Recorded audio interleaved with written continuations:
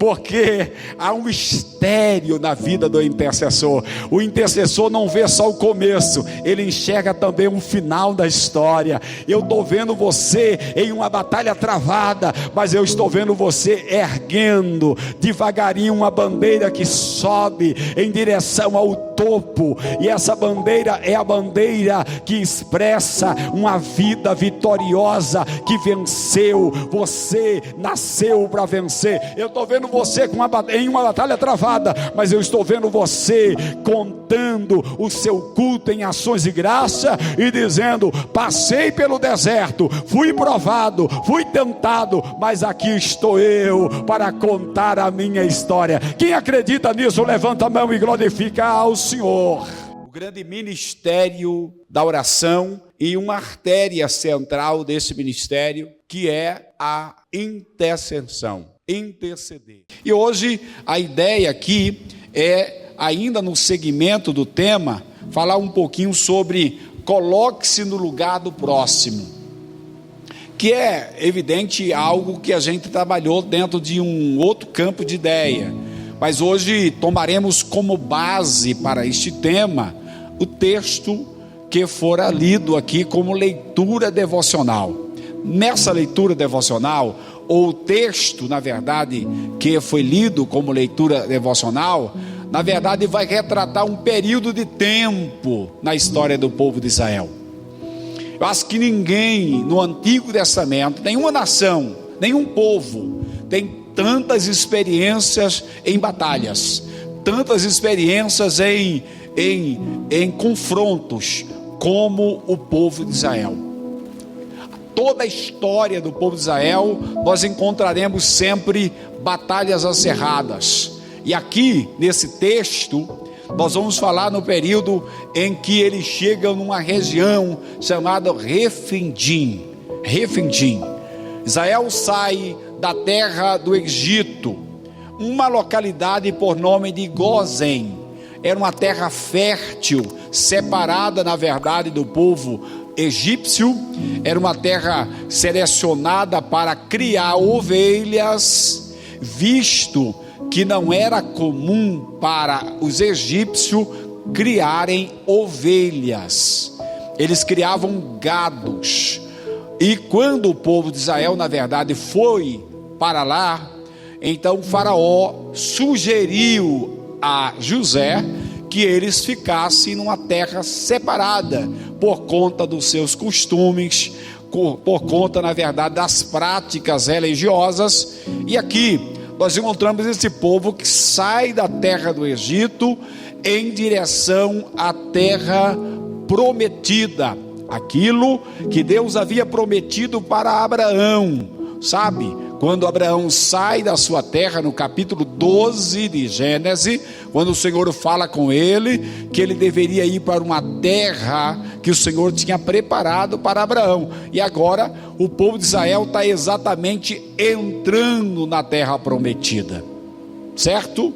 Agora, o texto aqui vai mostrar que, apesar de Deus fazer promessas a este povo, de Deus ter prometido que eles herdariam uma terra que mana leite e mel, nem por isso deixou de ter dificuldades, nem por isso, na verdade, cessaram as perseguições. Então, depois deles terem experimentado, por exemplo, a escassez e a providência do maná, depois deles terem experimentado as águas amargas de Mara e depois as águas que se tornaram em doce, agora eles chegam, na verdade, nessa região de Refidim, aonde estavam as águas amargas e também os inimigos do povo de Israel. Veja, na longa jornada pelo deserto, o povo de Deus passou por muitas situações difíceis,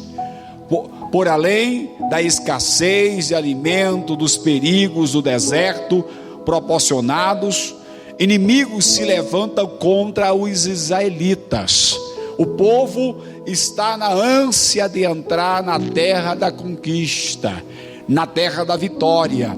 Entretanto, ali tinha um povo chamado os Amalequitas. inimigos do povo de Israel, e foram pelejar contra Israel em Refidim. O que acontece nessa batalha?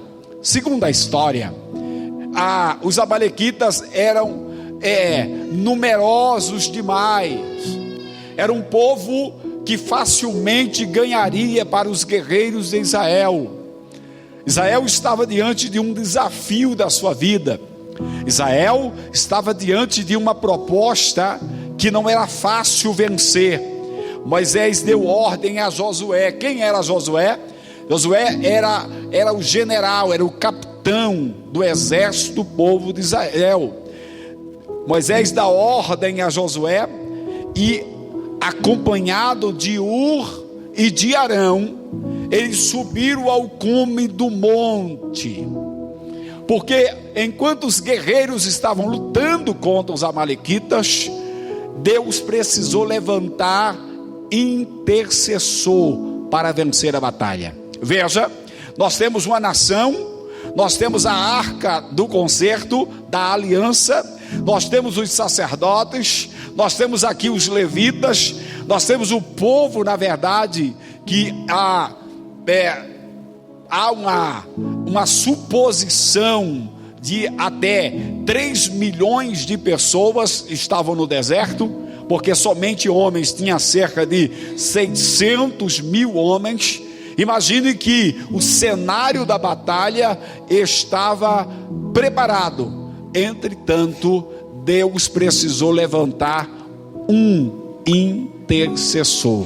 Ou seja, veja, pode ter o maior exército do mundo, o mais preparado do mundo, mas Deus sempre contará com alguém que interceda, que se coloque de joelho. E essa é a grande diferença de Deus, é que Deus não conta com um braço forte do exército, Deus não conta com um braço forte, nem a inteligência do homem.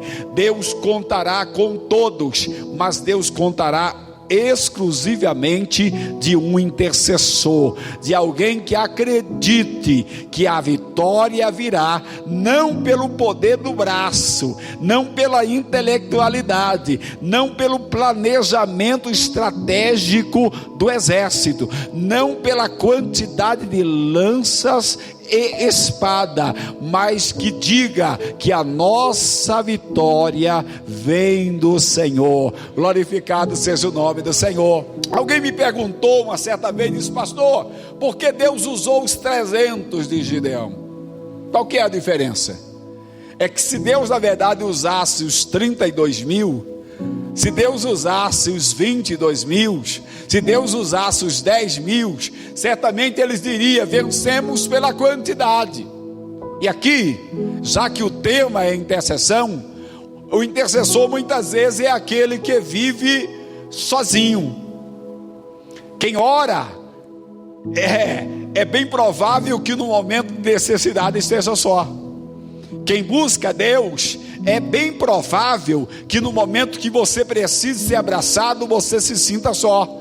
Porque na verdade é como se Deus isolasse o intercessor e dissesse: é eu e você no campo de batalha. O intercessor é aquele que depende exclusivamente de Deus. Haverá um exército no meio do campo de batalha. Em Refidim estará o exército de Deus, mas no monte estará um intercessor de mão erguida, dizendo: Deus, abençoe o nosso exército, abençoe a nossa nação.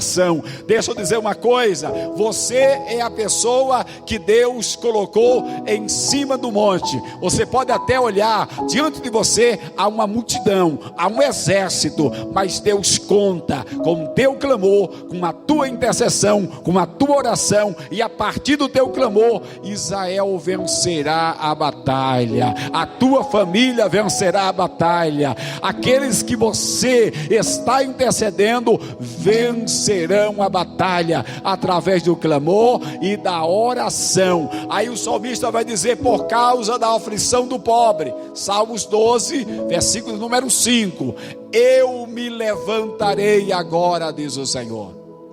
Por causa da opressão e do gemido, Tem hora que o intercessor apenas está gemendo, não temos palavras. Tem hora que não temos o que dizer.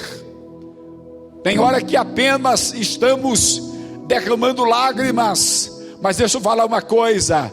Aí o salmista vai dizer: ainda que não haja em mim palavras, tu me cercas em volta. Tu conheces o meu deitar e o meu levantar. Sabe o que é lindo, intercessores aqui presentes? Sabe o que é lindo? Que enquanto você intercede por alguém, o Senhor abre as janelas do céu ao teu respeito. Deus trabalha ao teu favor. Aí o Senhor está dizendo, conforme Paulo falou a Timóteo, que o trabalhador que trabalha deve ser o primeiro a gozar dos frutos. O intercessor ora por alguém e Deus abençoa o intercessor. Mas não somente o intercessor. Deus abençoa a tua casa, Deus abençoa a tua família, Deus abençoa os teus negócios, Deus abençoa a tua finança, Deus abençoa a tua despensa, Deus abençoa a tua vida, porque Deus te deu um glorioso ministério da intercessão. E aí Deus manda falar contigo aqui esta noite: a tua oração não está perdida. Há um tempo para a resposta, diz o Senhor. Eu responderei no tempo, aleluia. Mas eu vejo tronos sendo movidos, eu vejo cadeiras sendo arrancadas, eu vejo portas sendo abertas, eu vejo a mão de Deus sendo estendidas e dando vitória aos intercessores da terra. Prepare-se, você não terminará o seu tempo perdido, nem o seu diário haverá derrota. No teu diário haverá vitória, porque a alegria do Senhor é a nossa força. Bendito é o nome do Senhor para sempre. Aleluia, glórias ao Senhor. Então veja, os amalequitas estão aqui, e acontecia que, olha só, quando Moisés levantava a mão, Israel vencia. O intercessor, se você baixar a mão, o exército perde. Se você parar de clamar, alguém vai perder. Só que, sabe que o que muitas vezes desmotiva é que nós somos imediatistas. Nós queremos muito agora, sim ou não? Oramos, quero aqui. E Deus, na verdade, tem hora que Ele não mostra ao intercessor. Ele diz assim: apenas clame. Mas eu não estou vendo resposta. Apenas clame. Mas eu não estou vendo resultado. Apenas clame. Mas eu não estou vendo, na verdade, a luz no final do túnel. O Senhor está dizendo assim: a resposta vem do Senhor. Bendito é o nome do Senhor. Ele abrirá a porta a seu tempo.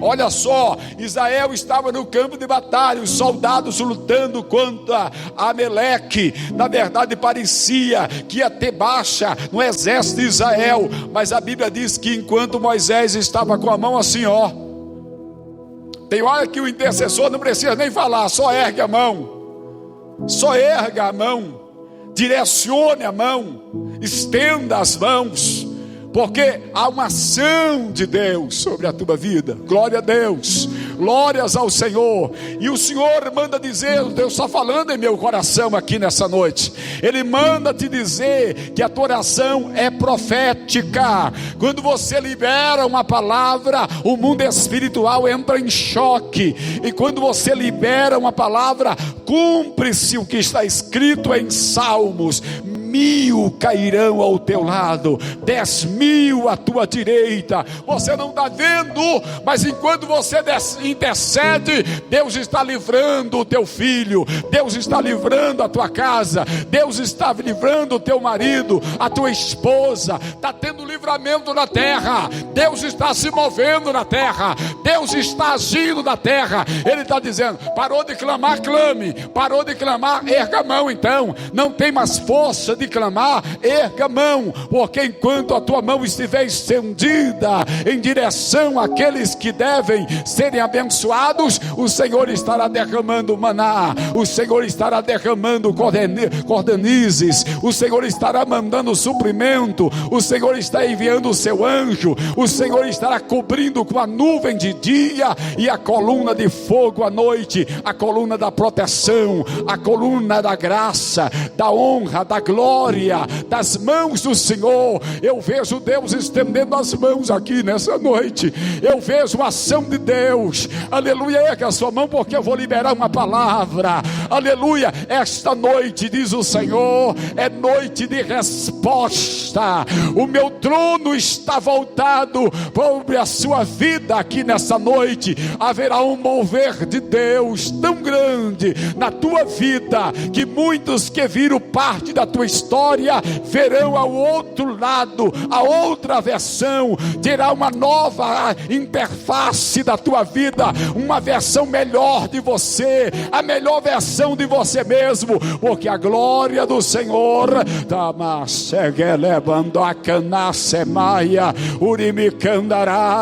a melhor versão sua ainda não apareceu, ainda não se revelou, e o Senhor está dizendo: não fale nada, apenas erga a mão, não diga nada, apenas estenda as mãos, não diga nada, mas não saia do monte, não saia da posição, não saia do lugar que Deus estabeleceu para você. Está cansado as mãos? A Bíblia diz que as mãos de Moisés eram pesadas, e aqui talvez nós encontramos a ideia de que elas se tornaram pesadas por conta do tempo, porque orar um dia é fácil, interceder um dia, uma hora é fácil, mas quando alguém te desafia a continuar, sabe aquele negócio que você passa uma hora de joelho? Isso acontece muito, porque a vida do intercessor é misteriosa, tem mistério na vida de quem intercede.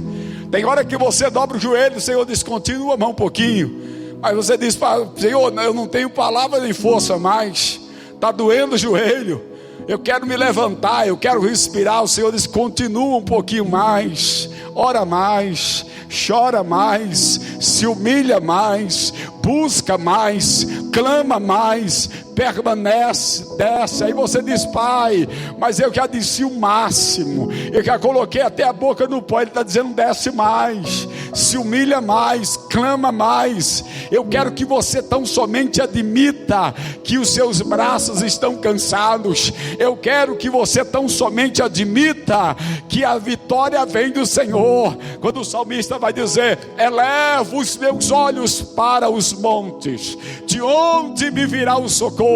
Aí ele mesmo aponta dizendo: o meu socorro vem do Senhor que fez o céu e a terra. Deixa eu dizer uma coisa a você: quando todas as forças disserem que não há saída, o Senhor está dizendo: o teu socorro vem da minha parte. Eu tenho uma porta aberta. Deus não tem janela, quem tem janela é a minha casa. Deus tem uma porta para você, Deus tem uma porta para se abrir para você, e essa porta te trará novidades e vitória, e um novo tempo na tua vida, na tua família, no teu ministério. Bendito é o nome do Senhor. Então veja, porém as mãos de Moisés eram pesadas. Imagine, na verdade, as dificuldades. Estava pesado demais. E o que acontecia, irmão? O Senhor orientou, na verdade, que e Arão pegassem nos braços de Moisés. Primeiro, eles pegaram a pedra e colocaram sob Moisés. Ou seja, Moisés sentou em cima da pedra, mas ainda não resolveu. Qual foi a estratégia então? Pega nos braços. Tem hora que o intercessor não precisa dizer nada. Nem Moisés dizia, nem Arão dizia nada, nem dizia nada, porque tem hora que não tem palavras. Tem aquela oração que você vai orar, parece que enrola tudo. Tem dia que você está inspirado, diz palavras bonitas, é quase que na verdade um TCC, é quase na verdade que uma redação sabe? Mas tem dia, na verdade, que você não tem palavras, some em tudo, desaparece tudo. Foi o dia do monte, não precisou falar, nem Moisés falou, nem Arão falou, nem falou. Deus queria também, tão somente que eles permanecessem na posição. Segura o braço de Moisés aí, segura o braço do teu companheiro aí, segura o braço de quem você quer o milagre aí. Sabe o que quer dizer segurar o braço? Você vai dizer, segurar o braço é ajudar, pastor. Não, além de ajudar, é a mesma coisa que você dizer, eu não desisto de você, eu estou agarrado contigo aqui, eu não desisto da tua vitória, eu não desisto da tua alegria, eu não desisto do teu sentimento, eu não desisto do resultado, eu não desisto da prova que você está passando, porque eu acredito que no final dela haverá festa, haverá vitória, haverá alegria, haverá contentamento, porque a tua vitória é a minha vitória, a tua alegria é a minha alegria, o teu sentimento é o meu sentimento. Bendito é o nome do Senhor. Pegue no braço de quem você intercede e olhe só, não desista, porque no momento que Israel for vitorioso, não somente Moisés cantará o hino da vitória, mas você que segurou o braço de Moisés, você que segurou o braço do teu irmão, você que segurou aí e não desistiu, eu não desisto da sua vitória. Agora me veio um pensamento aqui, porque Arão, prenda atenção, Eur, a orientação era do trio, Arão, Ur e Josué. Josué brigava com a espada. Tem gente que briga com a espada, tem gente que briga com clamor. A guerra, na verdade, ela se divide com aqueles que usam a arma e aqueles que usam a oração. Mas ainda eu quero ir um pouquinho adiante dentro dessa questão aqui. Porque Ur e Arão, é porque na matéria, no quesito intercessão, Deus seleciona uma elite poderosa que acredita na oração e na intercessão. Você faz parte de uma elite poderosa. Hoje Deus te trouxe aqui para este monte, e ao teu lado existe alguém com os braços cansados. Erga, ó Arão, erga, ó Ur, porque o resultado todo mundo vai ver. Bendito é o nome do Senhor. E veja o que aconteceu, vamos conferir. Porém as mãos de Moisés foram erguidas, Ur e Arão sustentaram as suas mãos, um de um lado e outro do outro lado. Assim ficaram as suas mãos firmes até o pôr do sol. E assim Josué desfez Ameleque e o seu povo a fio de espada. Êxodo capítulo 17, versículo 11. Precisamos permanecer com os braços levantados. Vamos levantar um grande clamor pelas nações. Vamos ajudar os nossos irmãos a permanecer com as mãos levantadas. Ou seja, está com a mão levantada, vire para o seu irmão e diga assim: não baixe a guarda, não baixe as tuas mãos. Está cansado, amado? Eu te ajudo, eu seguro a tua mão. Quando eu cansar, você segura a minha. Mas não desistiremos, não voltaremos atrás, não largaremos o objetivo. Temos uma visão. Deixa eu falar uma coisa. Sabe uma coisa? A grande pergunta que eu estava fazendo quando eu disse assim: Senhor, por que Arão, Eur? Sabe por quê? Porque existe muito Geazi que no momento que precisa ter uma visão de vitória, vai ver somente o inimigo se levantando, não vai ajudar você no campo da batalha. Tem gente que só vê guerra, só vê derrota. Viu? Tá dando errado. Viu como tá fraco? Viu? O irmão cantou assim, a irmã pregou assim, só vê derrota. Você tem que andar com pessoa que fale a língua do intercessor. Aleluia. Sabe qual é a linguagem do intercessor? Qual é, pastor? Silêncio. Segura apenas o braço. braço do irmão, meu irmão. Não precisa dizer nada. Pastor, mas eu tenho o dom de aconselhamento. Meu irmão, tem tempo para falar e tem tempo de ficar calado. Deus está dizendo: apenas suba o monte e erga a mão. Não diga nada, não fale nada, fique calado, apenas adore a Deus. Bendito é o nome do Senhor. Quem quer erguer as mãos aqui nessa noite? Oh meu Deus! As nossas mãos levantadas significam intercessão. As mãos baixadas representam falta de intercessão. Se você baixar a mão, haverá uma ausência. Moisés estava no cume do outeiro, clamando ao Senhor em favor do seu povo. Deus deu grande vitória. Através de quem? Através de 2 intercessores que foram ajudar, que uniram as forças. É importante isso, a sabedoria do intercessor. Não erga a voz sem que Deus mande. Não diga nada, nem tente consolar. Já viu que tem gente que tenta consolar e estraga, sim ou não? Já tentou, na verdade, já aconteceu comigo, de você tentar consolar alguém que chora, e aí você fica procurando palavras. Aí Deus está dizendo: não fala nada, erga o braço. Sabe aquele negócio que a pessoa pega na mão do outro assim e diz assim: rapaz, eu estou contigo. Só isso, eu estou contigo. Tem hora que tudo que a gente não quer ouvir é esse aperto de mão e erguer o nosso braço. Erga o braço de quem na verdade está cansado e não precisa dizer nada. Pastor, eu vou consolar. Quem consola é o Espírito Santo. Pastor, eu vou ajudar. Quem ajuda é o Espírito Santo. Pastor, e o que eu devo fazer? Apenas interceda. Fale em Deus, converse com Deus. E quem fará o resto? Jesus fará tudo em nós, porque a glória pertence a Ele. Glórias ao Senhor. O coração de um servo o leva a interceder pelos pecadores. Ou seja, primeiro eu me coloco na posição. Foi isso que aconteceu. Ur e Arão se puseram na posição juntamente com Moisés, que clamava, mas estava cansado. Agora nós temos Jeremias. Jeremias foi levado para profetizar contra os pecados do povo de Israel, os quais trouxeram o juízo de Deus sobre a nação, em meio aos ataques babilônicos, que terminaram em levar os sobreviventes ao cativeiro. Havia alguém disposto.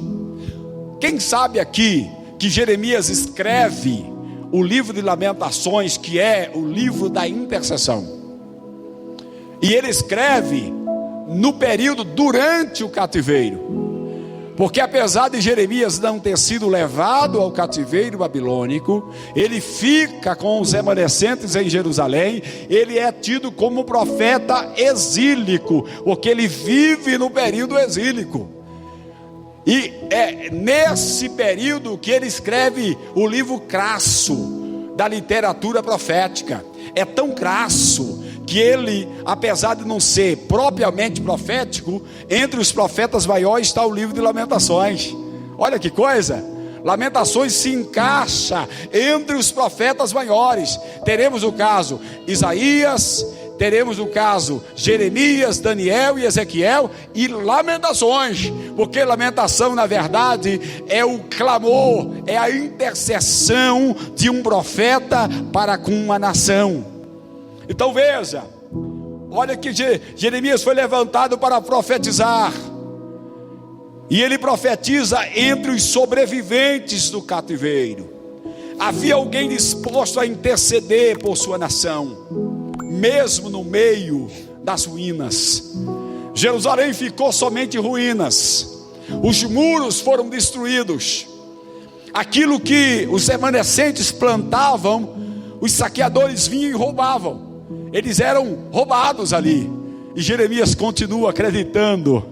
E eu vou trazer uma novidade para vocês. Jeremias foi o único profeta dentro desse cenário profético que ele profetiza o cativeiro, e ele profetiza o tempo final do cativeiro, porque há um mistério na vida do intercessor. O intercessor não vê só o começo, ele enxerga também um final da história. Eu estou vendo você em uma batalha travada, mas eu estou vendo você erguendo devagarinho uma bandeira que sobe em direção ao topo, e essa bandeira é a bandeira que expressa uma vida vitoriosa que venceu. Você nasceu para vencer. Eu estou vendo você em uma batalha travada, mas eu estou vendo você contando o seu culto em ações de graça e dizendo: passei pelo deserto, fui provado, fui tentado, mas aqui estou eu para contar a minha história. Quem acredita nisso, levanta a mão e glorifica ao Senhor.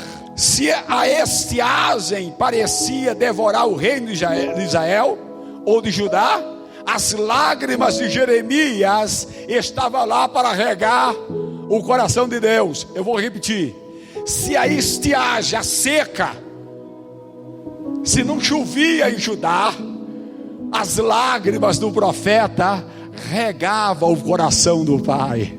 Aleluia. Há uma seca na terra, mas as tuas lágrimas estão regando o coração do papai. Você chora dizendo: ah, papai, vai lá, abraça ele, ajuda ele, levanta ele, sacode ele, toma ele, dá um abraço nele, papai. Ah, papai, ele está cansado, ele precisa de ajuda. E daqui a pouco começa a descer uma lágrimazinha do canto do teu olho, e essa lágrima vai regando o coração de Deus. Aleluia. Oh, meu Pai, glória a Deus. Eu te adoro, Deus, porque aqui existem intercessores que ainda conseguem colocar o Senhor de pé no trono, e é uma ação espiritual. Bendito é o nome do Senhor, glória a Deus. Então a oração do profeta mexia com Deus, mesmo sabendo que os filhos de Judá estavam totalmente afastados de Deus e mergulhados no lamaçal do pecado. Jeremias intercede, ele fala com Deus, ele acredita que haverá uma mudança. Deixa eu abrir um parêntese aqui, irmãos. Eu não sei se você está na mesma situação de Jeremias, vivendo no meio de uma cidade em ruína, de algumas coisas que foram quebradas, sonhos, decepções, marcas indeléveis, dores inexplicáveis. Talvez você esteja nessa mesma situação. Pessoas que ao seu redor, que perderam o filho, que está no cativeiro. Pessoas que estão ao seu redor, que os filhos estão em Babilônia, sabe? As pessoas estavam ali, somente os mancos, os aleijados, os cansados, os idosos, as pessoas que não eram evoluídos intelectualmente, porque senão estaria em Babilônia. Mas Jeremias se levanta com uma voz de intercessor. Quem tem a voz de intercessor não enxerga essas deficiências. Aliás, você deixa de ser intercessor quando você olha para aquela pessoa que deve ser contemplada pela sua intercessão, e você enxerga defeito nessa pessoa, que desapareça todos os defeitos. Eu estou olhando com uma lente de intercessão, de intercessor, e a minha lente está dizendo: não há fracasso nessa pessoa, não há derrota nessa pessoa. Minha alma está gritando aqui, é como se ela dissesse: grite, porque eu quero cumprir, eu quero fazer, eu quero realizar. O Senhor manda dizer que essa noite é uma noite de reviravolta espiritual. Ele não te trouxe aqui apenas para você glorificar o nome dele, ele te trouxe aqui para você liberar uma palavra no mundo espiritual. Aleluia. Há poder na tua oração, há poder nas tuas palavras, há poder na tua intercessão, há poder na palavra que você libera ao mundo espiritual. Aleluia. Veja o que Jeremias, ó esperança de Israel, Redentor, seu no tempo da angústia, porque serias como estrangeiro na terra e como viajante que se retira a passar a noite. Jeremias 14, verso 8. E aí ele vai dizer assim: você tem intercedido, veja, você tem intercedido por alguém? Você tem se limitado a orar somente pelos bons, ou você ora por todo mundo? Tem invocado o nome do Senhor por seus inimigos? Nosso dever é interceder por todos. Jesus intercede por nós incessantemente, ainda que não merecemos a intercessão dele. Ele está dizendo assim nesta noite: sejam os meus imitadores, sejam os meus imitadores. Quantos aqui querem mudar o ministério da intercessão? Fique de pé. Você vai se levantar. Você vai se levantar. Primeiro a equipe louvou, depois as irmãs estarão louvando a Deus. Primeiro você vai se levantar aqui esta noite. E você não verá em uma lente, em uma perspectiva humana. Você verá em uma perspectiva profética. Você verá dentro de uma perspectiva de milagre. Aleluia, glórias a Deus. O Senhor manda dizer para vocês aqui que é tempo de degustar. Sabe aquela comida que é apetecível, sabe? E você deseja degustá-la, sim ou não? O Senhor está dizendo: deguste a minha presença, deguste o milagre, deguste a visão da futura, na frente, além luta, além mar. Você nasceu para vencer. Você nasceu para triunfar. Feche os seus olhos nesta noite para adorar ao bom Deus. Feche os seus olhos e faça a sua mais sincera oração. Faça uma oração sincera diante do Senhor e se coloque à disposição para subir o monte e para erguer as mãos e para se manter lá e para acreditar em um povo que vive em ruína, que sociologicamente falando não tem solução. Tem muita gente que alguém diz: esse não, essa não, mas Jeremias se levanta e acredite que Deus vai virar esse cativeiro. Feche os seus olhos para adorar ao Senhor.